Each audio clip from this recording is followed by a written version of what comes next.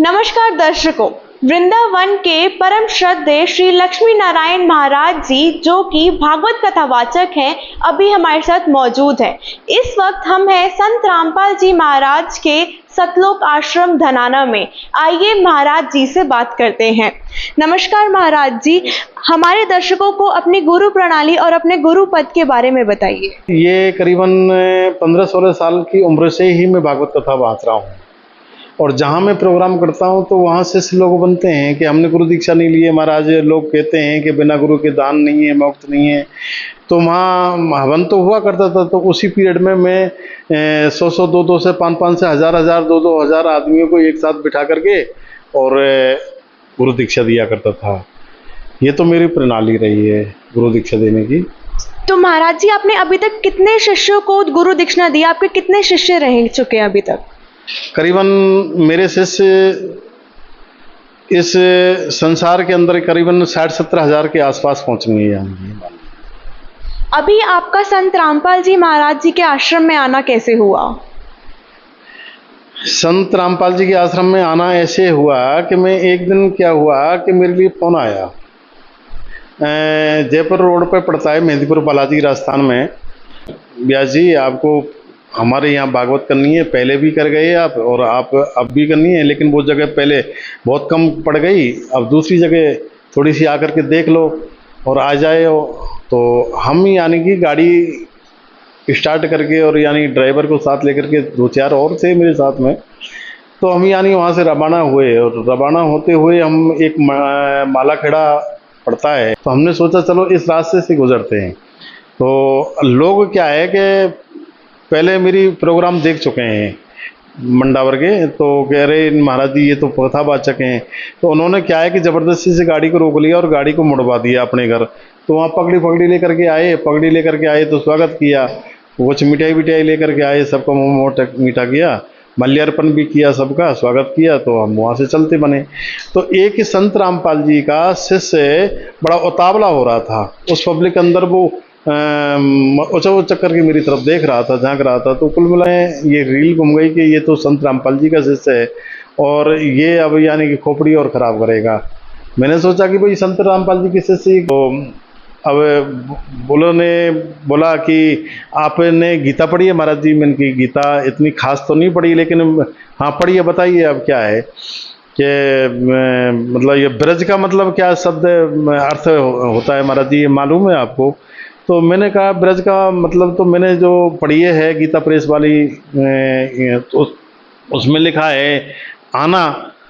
तो मतलब क्या जो कि नहीं महाराज जी ये आना नहीं है, ब्रज का अर्थ वास्तविक देखा जाए ना तो जाना होता है। तो उसी वक्त मतलब मेरा दिमाग यानी कि ये हो गया कि ये तो मामला गड़बड़ हो रहा है, तो इसमें तो हमारे शास्त्रों का खंडन हो गया। तो उसी वक्त मेरा मतलब यानी कि दिमाग घूम गया। मतलब फिर मैं उसे बारीकी से जानकारी लेने लगा। तो वो अपने घर लेके गया तो उन्होंने भी स्वागत किया और काफ़ी लोग वहाँ बैठे हुए थे। तो उन्होंने ग्रंथ जैसे मान के चल ज्ञान गंगा गीता है और वो भी सामने लेके आया। फिर ये गोरखपुर की जो गीता है वो भी सामने लेके आया। महाराज जी की जो संत रामपाल जी गीता है वो भी सामने। फिर जीने की राह है, काफ़ी पुस्तकों में फिर संत रामपाल जी उस पर उंगली रख करके इस तरीक़ा से बारीकी से दिखा रहे हैं। तो एकदम मेरा मतलब यानी कि उसी वक्त मतलब का जो दिमाग घूम गया। मैंने कि हम तो एक बिल्कुल ही यानी पतन की ओर जा रहे हैं और हम तो यानी कि दुनिया को एक गलत मंत्र दे करके और यानी कि क्या जो कि हम अपने आप को भी जाने कितना भोगना पड़ेगा और इन लोगों को भी हम साथ में नरक में लेके जा रहे हैं। तो ये क्या मामला? फिर मतलब क्या जो कि मैं अपने आप में बड़ा एक रोने की सी आवाज़ आने लग गई मेरे अंदर। मतलब कि मुझे बहुत कष्ट भोगना पड़ेगा, ऐसे नरक भोगना पड़ेगा। तो मेरे दिमाग में ये फिट हो गई, अब क्या करें? तो फिर मतलब क्या बोले गुरुजी चिंता मत कीजिए, एक बार नाम दान ले लो आप। और नामदान लेने पर उसी वक्त यानी कि क्या है जो कि अगर प्राण त्याग देता है तो वो 184 से बच जाता है और मनुष्य रूप में आ जाता है। तो ये सबसे बड़ी ये खूबी मैंने देखी तो फिर उसी वक्त मेरा मतलब क्या है जो कि मैंने कहा ड्राइवर से, मैंने कि अब हमें मेहंदीपुर बालाजी नहीं जाना है और 11 लाख रुपया का जो ये प्रोग्राम है इसको हमें त्यागना पड़ेगा। अब पैसा हमने काफ़ी कमा लिया और ऐसी कोई ज़रूरी नहीं है, कुल मिला करके अब हमें उद्धार करना है कुल मिला करके। तो उसी वक्त हमने नामदान केंद्र के लिए एक ओमी नाम का जो भगत है उसने मुझे प्रेरित किया और उसी ने मुझे बारी बारीकी से समझाया। एक नांदना गांव पड़ता है उस रास्ते में गुजरों का, तो उन्होंने बताया। फिर एक सुखराम नाम का है, कालू भगत है, उन्होंने भी मुझे बताया शास्त्रों में उठा उठा करके। तो उसी वक्त फिर मतलब उन्होंने गाड़ी लेकर के फिर हम यहाँ आए। एक हाडौली गांव पड़ता है मंडावर के पास में, तो एक माधो दास है भगत, बहुत ही अच्छा भगत है, उसके परिवार वाले भी बहुत अच्छे लगे मुझे। तो उन्होंने उस वक्त मैंने क्या मन की क्या करूं, आप सत्य बताइए क्या मामला है, मैं कब दान वो गुरु दीक्षा लूं। तो उन्होंने कहा कि आप सोजत है, हमारा राजस्थान के सभी लोग सोजत जाते हैं, तो सोजत गुरु दीक्षा ले लीजिए आप। अब सोजत में मतलब क्या हुआ कि हम नहीं पढ़ते थे क्योंकि हम अलवर से जुड़े हुए थे, क्योंकि मेरा थानागाजी में भी वो है, तो मेरे कागज़ थानागाजी के बने हुए थे। क्योंकि आप अलवर में पढ़ेंगे तो अलवर चलना पड़ेगा, तो अलवर यानी कि क्या जो कि हम कैसे भी आप नाम लीजिए, है ना, ये ऐसा नियम नहीं है। और फिर हम एक हवन करते थे। हवन करने के बाद पैसे तो हम गुरु पूर्णिमा के दिन ही गुरु दीक्षा दिया करते थे, लेकिन बहुत से कि नहीं हमें तो आज ही दीजिए, तो वहाँ हवन करते और हवन करने के बाद में नवकन्या के लिए भोजन करते और उसके बाद में हम गुरु दीक्षा दे दिया करते थे। और गुरु दीक्षा देने का मंत्र भी हमारा अलग हटके है, और अगर पूछना चाहें तो वो मंत्र भी बता सकता जी बताइए, जरूर बताइए हमारे दर्शकों को। वो मंत्र था ओम श्री हर शरणम, यानी ओम के अंदर 33 कोटि देवी देवता प्रभावित हैं, और ओम श्री माने लक्ष्मी, हर माने विष्णु भगवान, हम तेरी शरण हैं।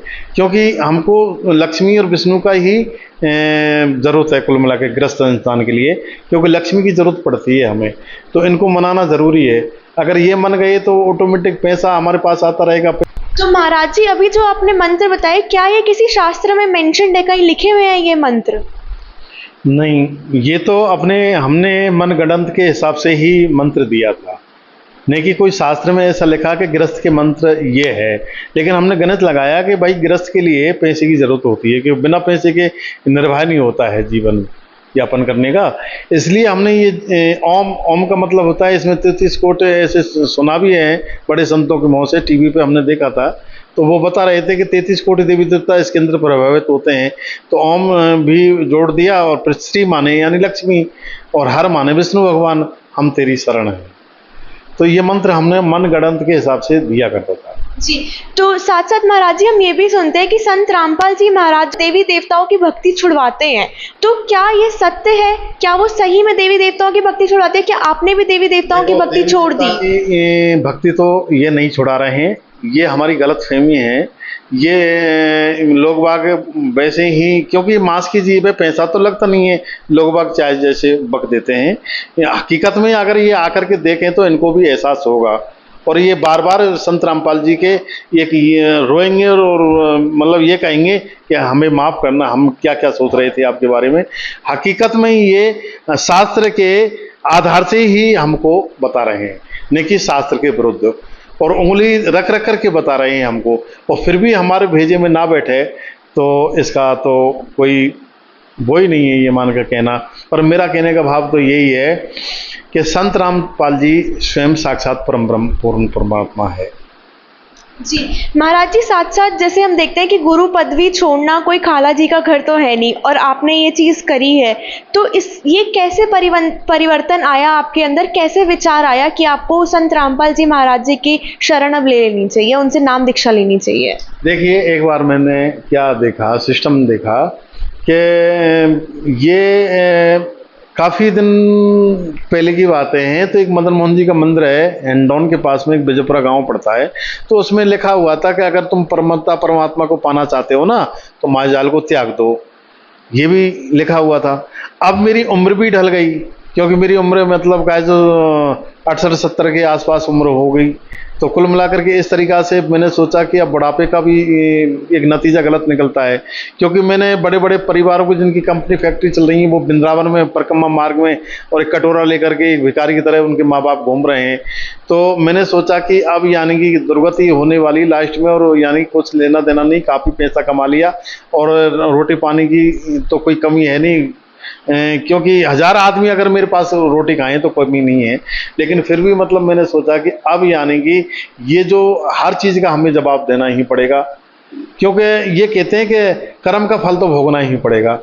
तो कुल मिलाकर के अब यानी स्वयं परमात्मा ने जब ये कह दिया है ना शास्त्रों में, तो अब ये संत रामपाल जी का कहना ये है कि एक बार यानी नाम लेने पर यानी कि जो बुरे भले जो कर्म किए एक चिंगारी निकलती है और चिंगारी की तरह ये सब नष्ट हो जाता है ना, इस तरीक़ा से सब पापों नष्ट हो जाते हैं और सतलोक में चला जाता है। संत रामपाल जी स्वयं यानी लेके जाते हैं सतलोक। और मैंने वीडियो में देखी है संत रामपाल जी के कि जो एक लड़की थी और वो बहुत बीमार थी और वो पड़ी हुई थी, मतलब उसकी बीमार समझ रहे थे घर वाले, और वो सतलोक में संत रामपाल जी के साथ में घूम रही है। ये मैंने वीडियो देखी थी। एक बॉम्बे का वो था, उसने नाम लिया, वो मर गया, वो सतलोक में गया और फिर वो बॉम्बे में जन्म ले लिया उसने। तो ऐसे मैंने काफ़ी, तो मेरे एकदम ही यानी कि मैंने सोचा कि ये मान बढ़ाई में कुछ लेना देना नहीं है, और अब यानी कि लाला संत रामपाल जी को पकड़ने में ही सहारा है। सीधी सीधी मेरे रिश्तेदारी में जाना, ला देंगे सी देंगे, बड़ा रे कटिया में बहुत तो सुनती नहीं है, मोबाइल बाज रहा, कहाँ किस जगह पे खड़ा है, पान वाले के पास खड़ा हूँ, पान वाले के से बात कर रहा हूँ, पान वाले से बात कर रहा है तो कटिया खड़ी है। तो मेरा कहने का भाव ये है कि इनकी दुर्गति बुढ़ापे में होती है और संतान भी कोई काम नहीं आती है। तो इस सारी गणित को लगाते हुए सारी मैंने ग्रंथों को ये बारीकी से, मैं पागल नहीं हूँ, आज मेरी 68 साल की उम्र हो गई और मैं करीबन 15-16 साल की उम्र में ही मैं भागवत करने लगा हूँ, है ना। ये अपने आप में सोच रहे हैं कि कहीं इसको ठग लिया होगा या कोई पदवी दे दी होगी या कोई ऐसा नहीं है। तो क्या आपको यहाँ पे संत रामपाल जी के यहाँ पे कोई पदवी नहीं दी गई? ना, मतलब आम आदमी जैसा है उसी तरीक़ा से मैं रहता हूँ। आम आदमी जैसे भोजन कर रहे हैं उसी संगत में बैठ करके मैं नीचे ही भोजन कर रहा हूँ, मतलब ऐसा। और आम आदमी जो उसमें लेटरिन बाथरूमों में जाते हैं, स्नान करते हैं, वही मेरा मतलब व्यवहार हो रहा है मेरे साथ में। ये नहीं कि मुझे अलग ही पदवी मिल गई होगी, ऐसी कोई बात नहीं है। छोटे छोटे बालक हैं सत साहब, और सत साहब का भी मतलब एक परमपिता परमात्मा का ना की ओर जी। हमें सोशल मीडिया में देखने को मिलता है कि संत रामपाल जी महाराज काफी चर्चा में रहते हैं। तो क्या कभी आप लोग जो आपके साथ के संत हैं वृंदावन में, क्या आप लोगों के बीच में भी कभी संत रामपाल जी को लेकर कोई चर्चा हुई है? हाँ, ऐसा हुआ था एक बार। मैं मतलब नाम लेने में तो कोई फायदा नहीं है कुल मिला करके, पर एक शास्त्री है और वो अपने आप में बहुत बड़ा मल्टीमीडिया में चैनलों पे छाया हुआ है वो शास्त्री। और अगर वो देखेगा इस वीडियो को तो उसको एहसास भी हो जाएगा कि मैंने ये वातावरण हुई है। ऐसा हुआ था कि टीवी चल रही थी, तो अचानक साधना चैनल आया, तो संत रामपाल जी की प्रवचन चल रहे थे। तो मैं कहने कहा रोको, तो उसने मुझे कि नहीं इसको जाने दिए, ये देशद्रोही है और इसकी प्रवचन हम नहीं सुन पाएंगे, ये है। तो मुझे ठीक है, मैंने कोई दिक्कत नहीं, क्योंकि मैं भी ऐसे लोगों ने वो कर रखा। अब आगे एक दिन की बात बताऊं मैं आपके लिए, तो वीडियो देख रहा था, देवकीनंदन ठाकुर जी ने वो दिखाया था इस तरीक़ा से कि भाई ये पुस्तक मेरे लिए मिली और इस पुस्तक के बारे में कौन नहीं जानता, बच्चा जानता, ज्ञान गंगा संत रामपाल जी की बनाई हुई है। तो अब इसके बारे में अब यानी कि क्या जो कह रहा है, मैं नाम नहीं बताऊंगा, तो देखो कितना पागल बनाने की कोशिश कर रहे हैं। अब बताइए, मतलब अनुरुद्धाचार्य जी मैंने टीवी पे देखा था, वो कह रहा है भागवत में कि गाय को गेहूँ खिलाइए, गाय के गोबर से गेहूँ निकलते हैं, तो उसकी रोटी खाओ और गाय के गोबर से स्नान करो। कुल मिलाकर के इस तरीक़ा से गाय के बारे में बहुत बड़प्पन दिया। संतान भी मतलब हो जाएगी, इंसान की भी ज़रूरत नहीं पड़ेगी। कुल मिलाकर के ऐसा कैसे क्या क्या वो बक देते बिना सोचे समझे। तो क्या संदेश देना चाहेंगे आपके जो साथ के संत थे, जो साथ के गुरु रहे हैं आपके, आप उनको क्या संदेश देना चाहेंगे हमारे चैनल के माध्यम से? देखो, मैं संदेश तो यही कहना चाहूँगा कि देखो नेकी में मैं उनका दुश्मन हूँ ना, वे मेरे दुश्मन हैं। लेकिन कारण यही है कि मैं तो ये कहना चाहूँगा कि मैंने जो जितने भी मेरे पास ये ग्रंथ रखे, हकीकत में मैंने ये एक एक करके मैंने ये देखे, और संत रामपाल जी ने कोई गलत हमको नहीं बताया। और मैं जितने भी मैं अनुद्राचार्य हैं, देवीनंदन ठाकुर जी हैं, और जितने भी व्यासपीठ में हमारे गुरु के रूप में मानता था श्री कृष्ण ठाकुर जी हैं, जो टीवी पे चैनल आते हैं उनके भी, और रमेश भाई ओझा है, मृदुल रसराज शास्त्री है, मतलब ठाकुर जी। तो इन काफ़ी मतलब जितने भी छाए हुए हैं, इनसे सभी से ये कह रहा हूँ कि अगर आप नरक से बचना चाहें, यानी 1,84,000 की 1,84,000 की नहीं जान कितनी 84 भोगनी पड़ेंगी कुल मिला करके, तो मेरा कहने का मतलब ये है कि आप संत रामपाल जी की शरण में आ जाएं तो उद्धार हो जाएगा, नहीं कोई गति नहीं है, मतलब ये मान लीजिए। और वास्तविक ही धनाधाम में कोई भी इंसान आएगा तो ये मिनी सतलोक है, यानी मिनी, यानी कि सेकंड रूप में इस तरह पे ये बना के तैयार कर दिया है, और यहाँ वास्तविक ही शांति मिलती है। और मैं तो ये कह रहा हूँ कि मेरा परिवार भी है, बच्चे भी हैं, सब अपने पैरों पे खड़े हैं, सब काम है, लेकिन फिर भी मैं सतलोक से जाने का मन नहीं करता विश्व के अंदर। तो इनसे सभी से मेरी प्रार्थना है कि ये जो शास्त्र के अनुकूल नहीं है, ये मनमाना जो आचरण है, इन्होंने अपने मनगढ़ंत के हिसाब से मंत्र दे रहे हैं और शिष्य बना रहे हैं, तो ये नरक का द्वार है, इसमें कोई शक नहीं है। और रही बात ये कि आप हकीकत में ही शास्त्र के आधार से आकर के यहाँ आइए और अपने शिष्य को भी साथ लाइए और संत रामपाल जी की शरण में आकर के अपना उद्धार कीजिए। जी धन्यवाद महाराज जी। धन्यवाद।